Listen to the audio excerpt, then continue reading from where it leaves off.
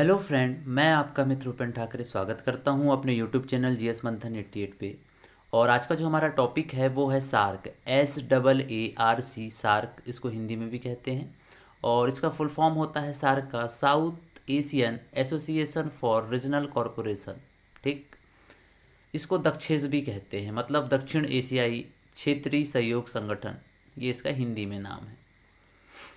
इसकी स्थापना हुई थी 8 दिसंबर 1985 को। ठीक, कब स्थापना हुई थी इसकी? 8 दिसंबर 1985 को ढाका में जो सार्क चार्टर एक्ट था उस पर हस्ताक्षर हुए। ठीक, इसका मुख्यालय काठमांडू नेपाल में है, जो कि 16 जनवरी 1987 से यहाँ पर इसका मुख्यालय निर्मित हुआ। इसके सदस्य देशों की संख्या है 8। भारत, बांग्लादेश, नेपाल, भूटान, मालदीव, पाकिस्तान, श्रीलंका, अफ़गानिस्तान। हम ये कह सकते हैं कि भारत के साथ जो सीमा साझा करने वाले जितने भी देश हैं वो सभी इसके सदस्य देश हैं। ठीक है, मतलब भारत जिन जिन देशों के साथ में अपनी सीमा साझा करता है वो लगभग सारे ही देश जो हैं इसमें शामिल हैं। मतलब दक्षिण एशिया के ये सारे देश हैं जिन्होंने आपस में मिलकर एक संगठन बनाया है जिसको हम सार्क के नाम से जानते हैं। 8 दिसंबर 1985 को इसकी स्थापना हुई थी। ठीक, और इसका जो मुख्यालय नेपाल काठमांडू में है। 16 जनवरी 1987 में, मतलब यहाँ इसका मुख्यालय, हेड ऑफिस, हेडक्वार्टर इसका बनाया गया। प्रथम सम्मेलन जो है ये ढाका बांग्लादेश में हुआ था। जिसका प्रथम सम्मेलन जो हुआ था सार्क का वो ढाका बांग्लादेश में हुआ था। अन्य नाम इसके हैं दक्षेस, या इसको दक्षिण एशियाई क्षेत्रीय सहयोग संगठन कहते हैं। इससे पहले भी मैंने आपको बता दिया था। जिया उर रहमान के दिमाग की उपज है, मतलब ये बांग्लादेशी व्यक्ति थे जिनके दिमाग की ये उपज थी कि सार्क नाम का एक संगठन बनाया जाए। तो 1980 में उनके दिमाग में ये प्लान आया, उन्होंने प्रस्ताव रखा और उसके बाद में फिर ये ढाका का जो सार्क चार्टर एक्ट था इस पर फिर सभी देशों ने हस्ताक्षर किए। प्रारंभ में इसमें 7 देश थे। आफ्टर देन 2007 में फिर अफगानिस्तान इसमें जुड़ता है, तो कुल मिलाकर इसकी संख्या 8 हो जाती है। 13वें सम्मेलन, मतलब जो ढाका बांग्लादेश में हुआ था 2005 में, इसमें अफ़गानिस्तान को शामिल करने की बात कही गई और अफ़गानिस्तान जो है 8वां सदस्य बना। कब? 11 अप्रैल 2007 को। 2005 में सम्मेलन हुआ लेकिन ये 2007 में जुड़ा है। कौन? अफ़गानिस्तान। और कौन सा सदस्य बना है? 8वां सदस्य और अंतिम सदस्य। पर्यवेक्षक देशों की संख्या 9 है। यूएसए है, ऑस्ट्रेलिया है, चीन है, यूरोपीय यूनियन है, ईरान है, जापान है, मॉरिशस है, म्यांमार है और दक्षिण कोरिया है। ठीक है, तो ये सारे देशों की भूमिका यहाँ पर्यवेक्षक की है, मतलब ये बाहर से निगरानी करते हैं। ठीक, इसके अलावा हम लोग बात करें कि इसके वर्तमान सचिव जो हैं मोहम्मद गुलाम सरवर जी हैं। कौन है इसके? मोहम्मद गुलाम सरवर जी हैं, जो कि बांग्लादेश के हैं। और ये 15वें नंबर के महासचिव हैं सार्क के। कौन? मोहम्मद गुलाम सरवर, जो कि बांग्लादेश के हैं और 15वें नंबर के महासचिव हैं। ठीक है, एग्जाम में आपसे पूछ सकता है। प्रथम महासचिव जो थे वो अबुल अहसन थे, जो कि बांग्लादेशी थे। ठीक, और ये पहले नंबर के थे, मतलब पहले प्रथम महासचिव कौन है? अबुल अहसन, जो कि बांग्लादेश के थे। 8वां सदस्य देश अफगानिस्तान बना 11 अप्रैल 2007 में। यानी यहाँ मैंने डेट नहीं लिखी है, इसको डेट भी लिख लीजिएगा, 11 अप्रैल 2007। सार्क के कुछ विशेष निकाय हैं, कुछ विशेष इसकी बॉडी हैं। दक्षिण एशियाई विश्वविद्यालय, जो कि भारत में है। दक्षिण एशियाई मानक संगठन, जो कि ढाका में है। सार्क विकास कोष भूटान में है। और सार्क मध्यस्थता परिषद पाकिस्तान में है। ठीक, इसके अलावा हम लोग देख लेते हैं भारत के शीलकांत शर्मा सार्क के 8वें महासचिव रहे 2008 से 2011 तक। इसके अलावा इससे पहले हमारे किशोर कांत भार्गव जी भी रहे 1990 से 1991 तक। ठीक है, तो भारत के 2 व्यक्ति महासचिव रहे हैं सार्क के, एक शीलकांत शर्मा जी हैं और उनसे भी पहले किशोर कांत भार्गव जी हैं। ठीक, तो इनके जो महासचिव होते हैं उनका कार्यकाल आपको समझ आ रहा होगा कि ये 3 साल का ही होता है। कितने साल का होता है? 3 साल का इनका कार्यकाल होता है। तो किशोर कांत शर्मा जी जो थे वो सेकंड नंबर के महासचिव थे, किसके? सार्क के। और जो शीलकांत शर्मा जी थे वो 8वें महासचिव थे सार्क के। ठीक, और यहाँ इनकी मैंने डेट भी लिख दी है, मतलब सन लिख दिया है कि कहाँ से कहाँ तक। सार्क की उपलब्धियाँ अगर हम लोग देखें तो मुक्त व्यापार क्षेत्र में, मतलब दक्षिण एशियाई क्षेत्रों में मुक्त व्यापार क्षेत्र होना चाहिए, मतलब किसी प्रकार का कोई बैरियर ना हो, कोई रोक टोक ना हो, ताकि आसानी से व्यापार व्यवसाय हो सके। इसके अलावा साप्टा की स्थापना हुई, south Asian free trade area, मतलब दक्षिण एशियाई मुक्त व्यापार क्षेत्र का भी यहाँ पर प्रावधान है। ये इसकी उपलब्धि है सार्क की।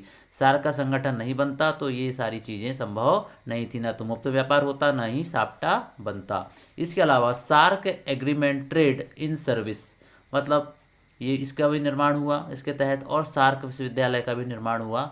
यही सब सार्क की उपलब्धियां हैं दक्षिण एशियाई क्षेत्रों में। 2010 से 2020 तक कौन सा सार्क दशक मनाया गया? ये अलग से मैंने नोट करके प्रश्न लिखा हुआ है, तो ये है अंतर क्षेत्रीय कनेक्टिविटी।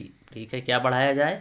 अंतर क्षेत्रीय कनेक्टिविटी बढ़ाया जाए। तो इसी को लेकर ये पूरा का पूरा जो डिकेड है, पूरा का पूरा जो दशक था 2010 से 2020 तक का, इसको अंतर क्षेत्रीय कनेक्टिविटी, ये पूरा दशक मनाया गया। इसके अलावा हम लोग देख लेते हैं कि सार्क का क्या क्या महत्व है। सबसे पहली चीज़, पड़ोसियों से अच्छे संबंध, मतलब सार्क के जो 8 देश हैं उनका आपस में एक दूसरे से बेहतर संबंध होना, यानी हर तरीके से बेहतर संबंध होना चाहिए, चाहे वो सांस्कृतिक हो, राजनीतिक हो, सामाजिक हो, आर्थिक हो, मतलब हर लिहाज से उनके बीच में अच्छे संबंध होते हैं, क्योंकि पड़ोसी का कोई ऑप्शन होता नहीं है। आप पड़ोसी को बदल नहीं सकते। भारत के पड़ोस में पाकिस्तान बैठा है तो भारत उसको हटा नहीं सकता, क्योंकि उसकी जियोग्राफिकल जो लोकेशन है वो बिल्कुल भारत की बाजू में है। आपके पास में ऑप्शन नहीं है, तो आपके पास में एक ही ऑप्शन बचता है कि आप बेहतर संबंध स्थापित करो, है ना। इसके अलावा भू रणनीतिक महत्व, मतलब भू रणनीतिक महत्व, चूँकि भारत जो है इन सभी देशों में सबसे बड़ा है, मतलब एक बिग ब्रदर की वो भूमिका में है, और भारत की लोकेशन इस टाइप की है कि वो इन सब छोटे छोटे देशों से घिरा हुआ है। अगर वो भारत किसी भी तरीके से इन देशों से अपने संबंध खराब करता है तो हम बाहरी शक्तियों को मौका देंगे भारत में इंटरफियर करने का। जैसे यूएसए को मौका मिल सकता है, रसिया को मौका मिल सकता है, और हमारा सबसे बड़ा दुश्मन चाइना को मौका मिल सकता है। एक प्रकार से वो हिंदुस्तान को घेरने की पॉलिसी भी बना सकते हैं। ठीक है। इसके अलावा क्षेत्रीय स्थिरता, मतलब क्षेत्रीय स्थिरता बनी रहे। अगर एक देश में किसी भी तरीके से अगर उठापटक होती है तो उसका असर स्वाभाविक सी बात है कि पड़ोसी मुल्क में या पड़ोसी देश में जरूर होता है, इसलिए क्षेत्रीय स्थिरता बनी रहनी चाहिए, ये पहली शर्त है। इसके अलावा वैश्विक नेतृत्व की भूमिका, बिल्कुल सही बात है कि यहाँ से अगर हम इस मंच के माध्यम से हम वैश्विक स्तर पे अपना नेतृत्व कर सकते हैं, है ना।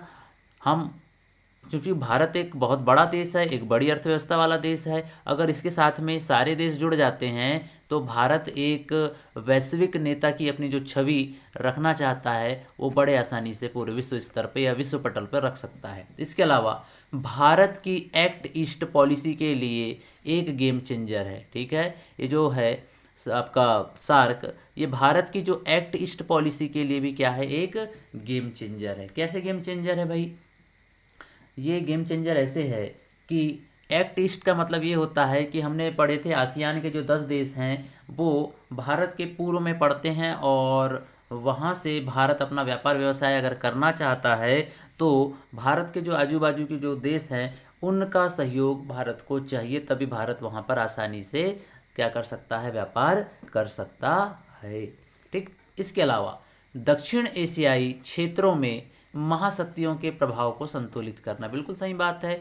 दक्षिण एशियाई क्षेत्रों में महाशक्तियां जो हैं, चाहे यूएसए हो, है ना, चाहे वो चाइना हो, चाहे वो रसिया हो, अगर इन महाशक्तियों ने अगर यहाँ किसी भी तरीके से इंटरफियर करेंगे तो ये सारे देश मिलके उसके खिलाफ हो जाएंगे और एक प्रकार से युद्ध या जंग छेड़ देंगे। तो संगठन इसलिए बनाए जाते हैं ताकि हम अपने तमाम प्रकार के हितों को साध सकें। इसीलिए विश्व स्तर पे आपको बहुत सारे संगठन देखने को मिलेंगे, क्योंकि संगठन में एक नियम ये रहता है कि अगर आप संगठन से जुड़े किसी एक देश पर कोई बाहरी देश हमला करता है तो उसको पूरे संगठन के ऊपर हमला माना जाता है, पूरे देश मिलके फिर आक्रमण करने वाले देश के ऊपर आक्रमण कर देते हैं। ये एक बहुत अच्छी चीज़ होती है इसमें, है ना।